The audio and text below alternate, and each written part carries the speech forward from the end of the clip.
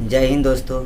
जैसा कि कल का वीडियो हम लोग पढ़े थे प्राकृतिक संख्या, पूर्ण संख्या और प्राकृतिक संख्या का विभाजन, सम, विषम और उनका भी विभाजन, भाज्य, अभाज्य। आज हमारा टॉपिक है कौन संख्या?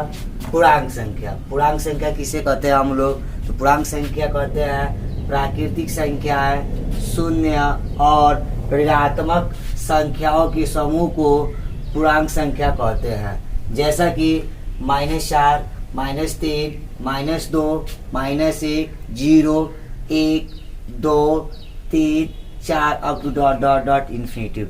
अर्थात ये हमारी क्या ऋणात्मक समूह है, ये हमारी धनात्मक समूह है और शून्य है। इनको मिलाकर जो समूह बनता है वो हमारा पूर्णांक संख्या कहलाता है। आइए देखते हैं पूर्णांक संख्या। पूर्णांक संख्या कितने प्रकार की होती है? पूर्णांक संख्या आपका 3 प्रकार की होती है। पहला होता है धनात्मक पूर्णांक संख्या, दूसरा होता है ऋणात्मक पूर्णांक संख्या, तीसरा होता है शून्य पूर्णांक संख्या। जैसा कि देखते हैं एक संख्या रेखा पर बनाकर, ये हमारी संख्या रेखा है और संख्या रेखा जो बीच में होता है वो हमारा शून्य होता है, 0 होता है, और 0 का जो दाहिना पक्ष होता है वो हमारा धनात्मक दिशा होता है और जो बायां दिशा होता है वो हमारा ऋणात्मक दिशा होता है। जैसा कि +1, +2, +3, +4, +5, इधर -1, -2, -3, -4। अब देखते हैं इसमें इधर की जो भी दिशाएं हैं वो हमारा क्या है? धनात्मक पूर्णांक संख्या। ये हमारा कहलाता है धनात्मक पूर्णांक संख्या। ये हमारा कहलाता है ऋणात्मक पूर्णांक संख्या।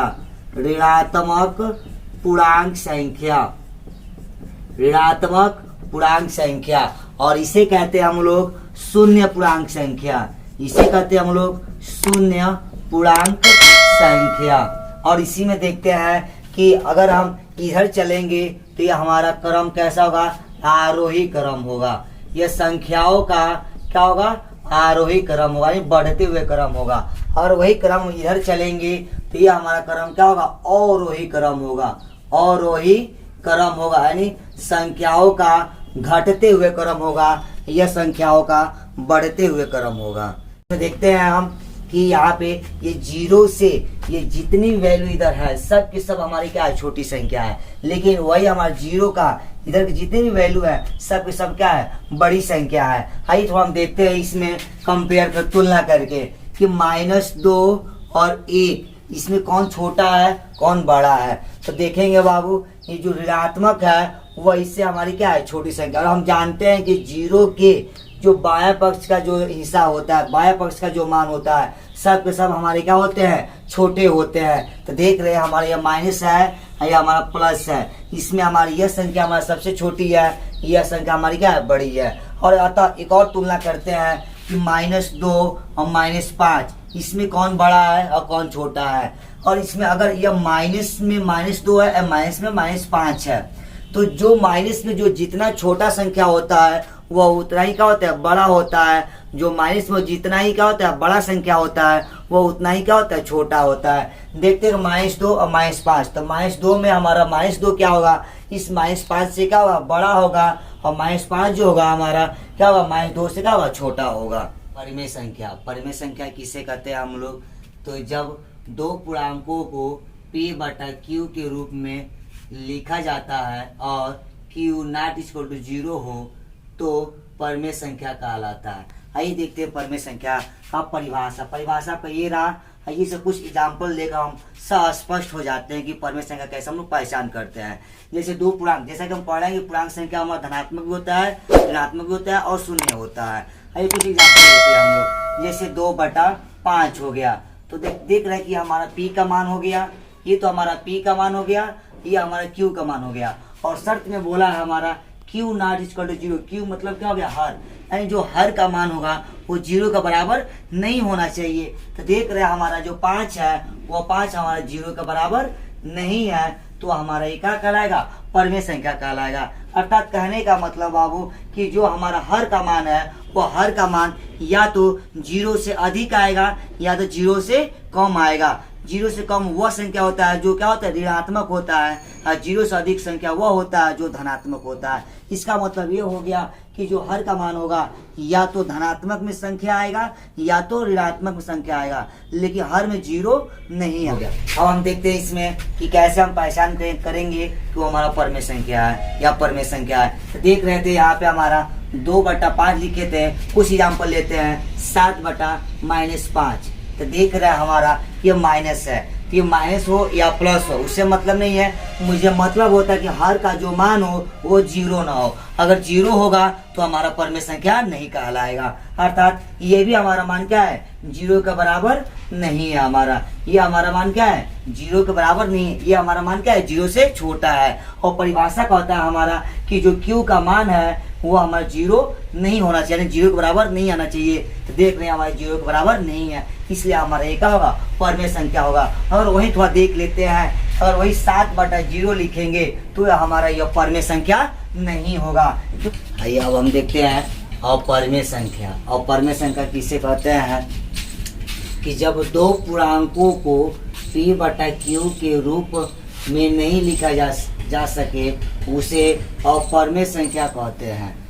ये हमारा क्या परिभाषा अपरमेय संख्या का है कि जब दो पूर्णांकों को p/q के रूप में नहीं लिखा जा सके उसे हम अपरमेय संख्या कहते हैं। हम जानते हैं कि पाई हमारा एक अपरमेय संख्या है।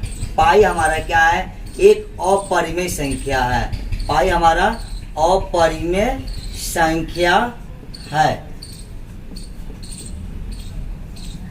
पाई हमारा एक अपरिमेय संख्या है। आइए देखते हैं अपरिमेय संख्या का कैसे छटाव करते हैं, कैसे छांटते हैं हम। जो भी मान करनी के अंदर रहता है और करनी से बाहर नहीं निकलता है उसे हम अपरिमेय संख्या कहते हैं। जो करनी के अंदर रहते हुए भी करनी से बाहर निकल जाता है उसे हम परमेय संख्या कहते हैं। आइए देखते हैं परमेय संख्या और अपरमेय संख्या। क्या हमारा टॉपिक था अपरमेय संख्या में। जैसे मान लीजिए करनी एक का मान जानते हैं बाबू, एक होता है। करनी 2 का मान जानते हैं हम लोग, क्या करनी 2 करनी से बाहर या नहीं निकल सकता है, ये करनी का अंदर ही रहेगा, तो ये हमारा कहलाएगा अपरिमेय संख्या कहलाएगा। क्या कहलाएगा, हमारा अपरिमेय संख्या कहलाएगा।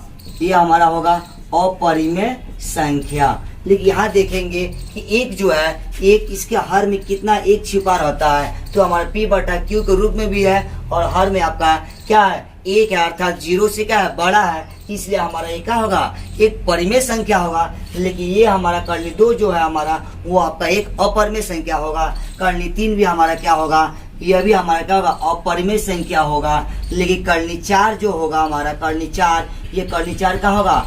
इस करनी 4 का मान कितना होता है, 2 होता है। और जानते हैं कि किसी भी संख्या के हर में एक क्या छिपा रहता है, यह हमारा p/q के रूप में हो गया। और q का मान अर्थात जो हर का मान है वह 1 है, अर्थात 0 से बड़ा है, इसलिए हमारा एक क्या होगा, एक आपका यह परिमेय संख्या होगा।